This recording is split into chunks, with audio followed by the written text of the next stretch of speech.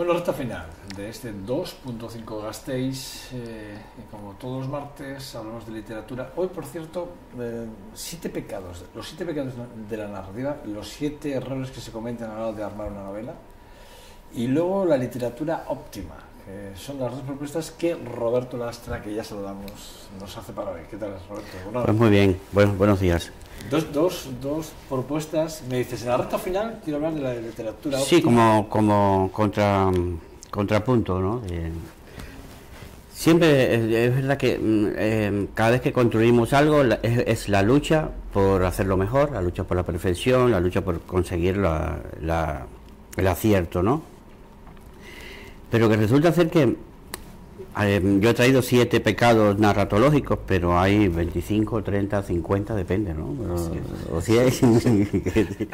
Decía Ávila Mata que se está hablando de que la novela está agotada, y dice, pero si de la novela lo que se habrá explotado, como novela, en fin, como género, se habrá explotado no llega ni al 10%. Y ya estamos hablando del agotamiento, cuando hay que crear, inventar, pero no inventar en formas. Ese es uno de los pecados capitales de la novela, cuando el autor quiere contar una historia, pero a la vez quiere innovar y quiere construir una forma diferente, construir versos dentro de la novela, o hacerlo en formas sin signos de puntuación, para que entonces...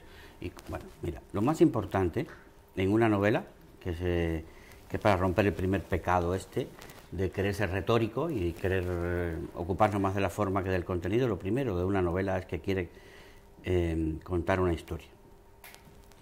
Y que quiere contar una historia de una manera bella, ¿no? Es decir, hay un estilo, tiene que haber un estilo, y tiene que priorizarse el estilo, es verdad. Pero ahí viene el segundo pecado capital del escritor, que es cuando él se mete en el lugar del narrador. ¿Cómo se verá esto, no? Por ejemplo, pues él construye unos personajes, pero el que está hablando todo el tiempo es el autor. Y el lector se da cuenta. El lector se da cuenta de que eso no me lo está diciendo el personaje. Hay una acción en que un hombre entra, le toca el timbre a la puerta de su amada, y entonces ahí aparece el autor, el escritor, y dice, porque el amor, ese dolor que se siente en el momento en que tocas el timbre y esperas a ver si te abren o no, y el miedo al rechazo, ya empieza ya el autor a ponerse en el lugar del personaje. Y fíjate si esto es curioso, que muchos escritores te habrán dicho, y a mí también, y yo te lo digo también como escritor, como narrador, que los personajes cobran su vida propia. La propia circunstancia, es como hacer un ensayo, ¿no? Hay ensayos sociológicos, entonces en un escenario futuro tú pones cómo va la economía de hoy, cómo van los bancos de hoy, y lo pones en el año 2050, ¿no? Uh-huh. Entonces a ver cómo se comportaría en el 2050 estas mismas personas de hoy, con una economía diferente, con un crecimiento económico diferente, con una tecnología diferente. Pues una novela es como un experimento sociológico también, porque tú pones entonces personajes de ficción en circunstancias que también te las inventas, pero que tienen que tener una relación con la realidad.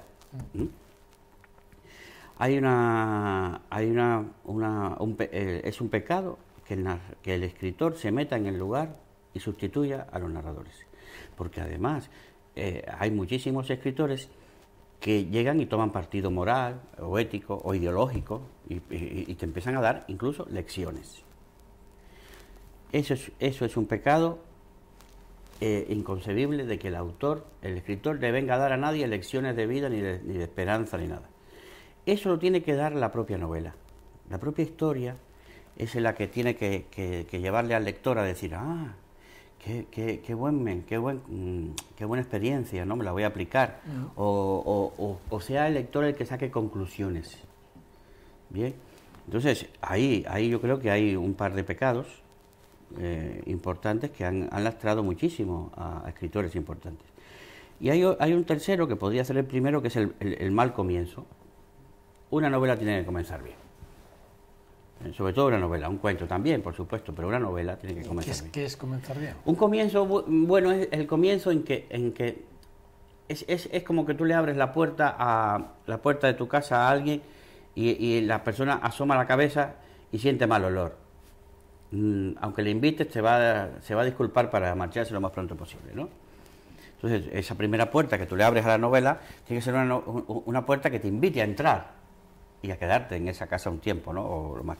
Hay un ejemplo muy clásico que se repite mucho entre los escritores, que mucho lo hemos aprendido de memoria, que es 100 años de soledad, ¿no? Fíjate, un primer párrafo, ¿no? Muchos años después, frente al pelotón de fusilamiento, el coronel Aureliano Buendía recordó el día en que su padre le llevó a conocer el hielo. Ese es el primer párrafo de 100 años de soledad. Además de que es casi un poema, por el ritmo que tiene, hay elementos ahí. Muchos años después, frente al pelotón de fusilamiento, quiere decir que a este lo fusilan. Ya te está dando te está invitando a que entres a ver por qué fusilan a ese hombre, que te lo está diciendo desde un inicio. Cuando Crónica de una muerte anunciada, fue lo mismo. Santiago Nazar supo el día que lo iban a matar. Ya tú sabes que van a matar. ¿Por qué vas a leerlo si sabes que Es decir, hay ciertas cosas que, de acuerdo a la estructura de la novela, el inicio es bueno. Hay inicios malos, por ejemplo, en la novela El Callejón de los Milagros, de Naguib Mahfouz, premio Nobel egipcio. Claro, es una novela costumbrista, entonces, desde que entras a leer, el autor te está llevando por el callejón, presentándote personajes. Es muy costumbrista, esa es la justificación que tiene. Pero si tú no eres un lector interesado de verdad en la obra de Naguib Mahfouz, dejas el libro. Ahí, venga, hay páginas y páginas de diálogo entre el limpiabotas y el otro, y el vendedor de telas y el otro, y para mí, ¿qué me importa esto? Por favor, que quiero que pase algo, ¿no? Un buen comienzo es el que te incita, te excita o te sugiere que vas a leerte una buena novela, ¿no? Hay veces que los escritores se ponen a describir un personaje, la ciudad, el escenario donde se vive, y oye, al final, aunque después ya aligeres la cosa... Eso mucho Charles Dickens, Eso Charles Dickens lo hacía mucho. Bueno, escribía mucho el lugar, la acción, las personas... En la tradición, claro. De hecho, cuando hacía... Perdón, es que me acordaba de Charles Dickens, porque yo soy un admirador de Charles Dickens, pero sí que, por ejemplo, cuando él escribía artículos de prensa nocturnos para acercar la parte nocturna del Londres del 1700, pues lo que era describir las acciones del transcurso de un momento, de una parte de la noche, y hablaba hasta de los barriles. O sea... Sí. Ahora, sin embargo, ahí está también escrito que eso depende también. Es decir, tú puedes empezar una novela con lentitud, ¿no? A ritmo lento, donde vas describiendo cosas o vas creando el escenario. Pero oye, si tú eres un virtuoso como Dickens y te puedes dar el lujo... Es decir, todos estos pecados a lo mejor lo comete un virtuoso, lo hace un virtuoso adrede, porque puede hacerlo. Sí. Puede llegar y transformar la estructura de una novela y poner como le dé la gana, como Italo Calvino, o George Perec, o Julio Cortázar en Rayuela, y te cambian juegan con las estructuras. Pero para eso hay que ser... Julio Cortázar, que hace un momento en Rayuela que describe una parte de una habitación simplemente porque luego hay una foto que quiere destacarla y describe todas las partes de la habitación y luego se fija fija su atención sobre y tú ves ahí la intención del autor está justificado todo eso y no es una retórica barata. Sí, no, está claro. Sí. Después hay otra cosa que es el presumir de conocimiento. Te pones a investigar, a documentarte para una novela, en fin, y después has aprendido tanto que hasta tú te sorprendes de lo que sabes y quieres ponerlo en la novela. Y entonces ahí metes en la novela unos discursos retóricos sobre ahí presumiendo de conocimiento, en fin, no. Eso es el tercer pecado. O vamos por el cuarto. No, el cuarto, quinto. El cuarto. Sí, este es el cuarto, que es el autor que presume de conocimientos. Los hay. Ahora no quisiera desnudar a nadie, pero conozco varios que son así, que son presuntuosos. No desnudar a nadie. No tienes el porqué. Que son presuntuosos, ¿no? Hay un quinto pecado, que es la incoherencia. Eso el lector no lo soporta. Que a un personaje le llames Alberto al principio y un poquito más para adelante le llames Remberto o Alberto o Roberto o Isidro. El lector se vuelve loco. No me has dicho que se llama Alberto. No perdona eso. Pero eso sucede. Eso sucede. Eso sucede. Y sucede también, por ejemplo, en que dices que al personaje, un poquito al principio, dices que al personaje no le gustaba tomar sopa. Y después un poquito... Sí, pero ese tipo de efectos yo sí lo escribo Sí, en la novela. Que sí. hay después aparece el hombre que, sí, ¡ay, qué rico! o Ponme que una no le sopa, gustaba un tipo de ropa y acaba poniéndose... Sí. En una descripción aparece el tipo de ropa concreto. Y tú dices, bueno, pues son incoherencias de contenido Sí. que son imperdonables. Porque el lector eso lo pilla enseguida. Es decir, igual que de años o de fechas. Oye, si me dijiste que esto había sido cuando tenía 13 años y ahora me estás diciendo que es cuando tenía 14 o 15. Me dijiste que conoció, la protagonista conoció a los 15 años a la otra protagonista y un poquito más para adelante me estás contando que fue a los 12. Hay ese tipo de cosas. Es que las pillan los lectores enseguida, es decir, es como que están preparados, es decir, para sobre todo los que el lector que está acostumbrado a leer mucha novela, porque hay muchos lectores que están todo el día leyendo, está claro que están muy acostumbrados a leer novelas y ven los estilos diferentes. Sí. ¿El sexto? Y después el sexto es una mala administración de la información. Por ejemplo, pues... ese será muy habitual también. Sí, por ejemplo, pues tú de pronto metes ahí en un diálogo a alguien ahí describiéndote cosas con unas descripciones y detalles de cosas y descripciones que aburren, como le pasa a Larson en Millennium, la trilogía esa de Millennium. Pues ese hombre se mete en unas descripciones que ya eso no se tolera. Por favor, excesivo. Descripciones excesivas, en fin. Pero ahí está lo que digo yo, la mala administración de la información. Esa información, en vez de meter un discurso de un personaje dando una descripción, ponlo poco a poco. Es decir, siempre me decía a mí un amigo... Un día tenemos que hablar de la estructura, porque sí. Para salpicar lo que tú quieres decir no es fácil, ¿eh? Sí, es salpicar, poner, es decir, o redistribuir, es un puzzle que tú lo vas uniendo y vas cogiendo poquito a poco hasta que montas el puzzle. Pues hay veces que hay acciones que son muy precipitadas, información que se da de golpe, hay que saberlo. Hay que saber que el personaje tiene que ir evolucionando de acuerdo a las circunstancias de la novela, la historia que se cuenta, tienes que ir dando a conocer poco a poco. No vas de entrada a decir, oye, este hombre es así, irascible, no sé qué, odioso, cae mal, ¿no? Eso tiene que ir poco a poco, el lector dándose cuenta de que esa persona no puede caer bien siendo así. El séptimo pecado. El séptimo, para terminar, es el mal final.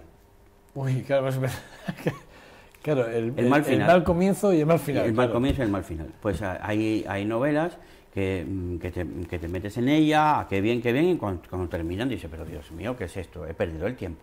Eso es imperdonable, porque el lector no va a recomendar tu novela al que vea, le dice, oye, para el final ya es que pierdes el tiempo leyendo, porque el final tiene que ser el final que es. Hay una novela que se le dio un bombo, que es una novela de Jesús Carrasco, un extremeño, que se llama Intemperie. Y a mí me sorprendió porque le dieron mucho bombo los editores y yo dije, para una vez que hay una novela con un buen lenguaje, con un punto de vista muy bien conseguido, en fin, que se le dé ese bombo y de pronto el final arruina la novela. El final arruina la novela. De hecho... Habría que leer un poco la crítica del propio autor, ¿no? Porque igual el autor No, los autores se pueden defender, se defienden siempre, ¿no? Porque yo quise hacer esto. Ahí es cuando el autor no se da cuenta de que él es el autor y no el narrador. Es que hay un desdoblamiento. Cuando tú escribes no eres tú no hablas como hablas en el lenguaje ordinario. Ya empiezas a desdoblarte porque el narrador habla en un lenguaje literario. Es un lenguaje estético, no es el lenguaje ordinario. Entonces te tienes que desdoblar. Entonces, si ahora me vienes a decir que tú querías decir esto y que lo cortaste así porque... No, vamos a ver. Es una de las causas probablemente por las que el libro dejó de leerse. Si hubiera sido de verdad un exitazo, Jesús Carrasco hubiera publicado segunda y terceras ediciones. Un mal final arruina eso. Y la novela tiene bellezas. Sí. Bellezas. Y yo, después de estos pecados hablar de estos pecados, quería hablar de la literatura óptima. Los pecados, los 7 pecados narrativos. Narrativos. Quería hablar de literatura óptima porque hay escritores, que incluso que están en nuestro catálogo de Arteactivo Ediciones, que son muy exigentes con todo esto, con las estructuras, con explotar al máximo el pedacito de un libro. Es decir, un libro de 120 páginas o 110 páginas, cómo sacarle el mayor provecho posible en lenguaje, en ritmo, en mensajes, en filosofía, en riqueza de contenido, en riqueza, bueno, en mensaje ya he dicho, ¿no? Este libro, Bolas de papel de plata, es de Ángela Mayén, está considerado por la crítica entre los 15 mejores libros del 2015. Mira, editado por Arteactivo Ediciones, primera y segunda edición. Lo quiero decir porque me llena de orgullo y satisfacción, como a Rey Juan Carlos. Y después aquí hay otro que es Saudades sobre humo, Fernando García Murga, y que también editó este también Tempor y Quedo. Estos dos libros tienen el diseño de cubierta de David Brandon, que ayer estuvo hablando Mireia aquí en esta cadena sobre Aitor López de Verasturi, que hizo un corto que fue premiado, que es The Sky of an Exception. La 32 edición del cine vasco. Sí. Que es sobre la vida, bueno, sobre un poco basado en David Brandon. Pero bueno, hago la anécdota de David Brandon porque se nos va el tiempo, pero lo que quería decir es que Fernando García Murga es otro de los autores estos de literatura óptima. Escoger el lenguaje, explotarlo hasta el máximo, de belleza, de todo lo que puede dar un lenguaje. Después, ya que voy a contar una historia, contarla de la manera en que sea capaz de decir, de tener la mayor cantidad de significados en el más breve espacio posible de letras, de escrituras, ¿no? Entonces, pues son dos ejemplos que he traído hoy de cómo el estilo y la pretensión del autor de crear una obra maestra, o una obra de arte, mejor dicho, una obra de arte se impone, pero sin abandonar la necesidad de entretener, de transmitir conocimiento, de transmitir emociones. Creo que alguna vez te lo he preguntado. Creo haberte lo preguntado una vez. Porque ya cuando hacemos muchos programas, pues, al final salen muchas preguntas, ¿no? Y cuando hablamos además de dar claves para no cometer, por ejemplo, estos 7 errores narrativos, o tener claro lo que es una lectura óptima, ¿no? Una narrativa óptima para intentar, bueno, pues comprender, o lo que tú decías, ¿no? Intentar explotar al máximo un vocabulario, una forma de expresión o un lenguaje. Hay una cosa que no sé si le hemos hablado o no, pero yo le doy muchas vueltas, es el esquema literario, el esquema de una novela. ¿Cómo se hace un esquema? Es decir, hay fichas se hacen fichas por personajes, y no, en el caso de hacerse qué datos son los más importantes. Yo creo que esto deberíamos de tratarlo en un programa que me parece muy importante. Un esquema. Sí. El esquema, ¿por dónde empezó la novela? ¿Cómo empezaremos a escribir una novela, ¿no? O sea, sí, todo tiene que partir de lo que le dicen los cineastas, los guionistas, short story, ¿no? Es decir, hacer una pequeña sinopsis de lo que yo quiero contar. Sí, que no tiene que ser más de 300 caracteres. Sí, media página, lo que sea que diga. Yo quiero conseguir esto. Conseguir contar esta historia. Contar esta historia, y entonces ya haces eso.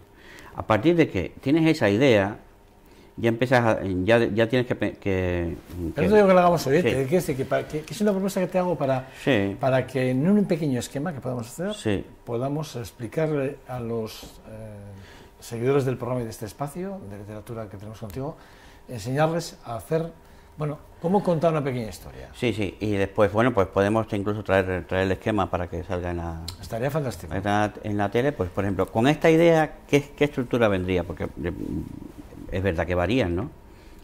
Cada idea exige una estructura, y si das en el clavo, la novela funcionará. Y luego también el hábito de la escritura, hablar del hábito, que cómo se estructura el hábito diario. Por ejemplo, Roberto Lastre, ¿qué hace para escribir todos los días? Pasea antes, se sienta, reflexiona, coge lo que he escrito, lo repasa, no lo repasa.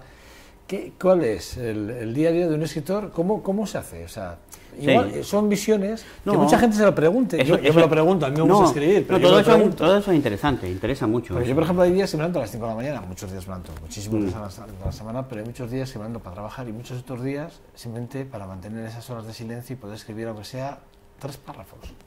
Hay una cuestión que es, para terminar, que es muy importante, y es que además de leer desde la perspectiva del lector, hay que también leer desde la perspectiva del escritor. Es importante. Entonces, cuando tú lees desde la perspectiva del escritor, estás encontrando, mira la estructura, mira lo que ha hecho aquí, mira cómo ha perfilado para este personaje. Es decir, el escritor se da cuenta de cómo ha operado y cómo ha administrado la información el otro. Pero el lector que va a disfrutar sencillamente, pues no aprecia o no atiende. Puede apreciarlo, pero no atiende ni le preocupa esas cosas. Pero los escritores tienen que aprender a leer como escritores. Para aprender. Yo creo que muchos de los grandes problemas que hay y por qué se cometen estos 7 pecados narratológicos es porque no se lee como escritor. Roberto Lastre, siempre es un verdadero placer. Todos los martes en este espacio, la verdad es que aprendemos mucho contigo. Y es un verdadero lujo, créeme, es un verdadero lujo tenerte en este programa, en este espacio, en esta casa en VTV, desde luego. Pues muchas gracias. O sea, que sea por muchos años esta colaboración, por favor. Pues muchas gracias. Es que ricasco. Bueno, hasta luego. Bueno, nosotros ya despedimos este 2.5 Gasteiz, en este martes 23, no sin antes hacerle 2 apuntes. Uno es que, una última hora, sí que es verdad que el juez de instrucción número 18 de Valencia acaba de mandar un escrito dirigido al Senado en el que le pide que acredite la condenación de senadora de Rita Barberá, lo cual quiere decir que los indicios de acusación ya están encima de la mesa, lo cual quiere decir que igual en los próximos días o horas igual pues quieren imputarle algún delito y bueno, pues este escrito que dirige, repito, es una instrucción número 18 de Valencia, que es el que acaba de dirigir ese escrito al Senado. Bueno, es una última que acaba de salir ahora mismo en Twitter y que nosotros nos hacemos eco de ello en este programa. Y por otro lado decirles que hoy es martes 23, que hoy en Ondas de Jazz arranca a las 7 de la tarde y que, bueno, pues que sería un lujo y un placer contar con ustedes en ese espacio en el que aprendemos también mucho, pero en este caso de jazz, y hoy un espacio en el que vamos a ver cómo la copla española, la canción clásica española, tienen esa fusión con el jazz a través del jazz manús que se hacía en los años 20, después de la posguerra prácticamente, en plena posguerra, en Centro Europa, y que, bueno, pues que más de no se va a sorprender sin lugar a dudas. Bueno, sin más, este 2.5 Gasteiz y todo su equipo se despide y, bueno, que evidentemente les damos las gracias por estar un día más al otro lado de las pantallas. Gracias. Agur.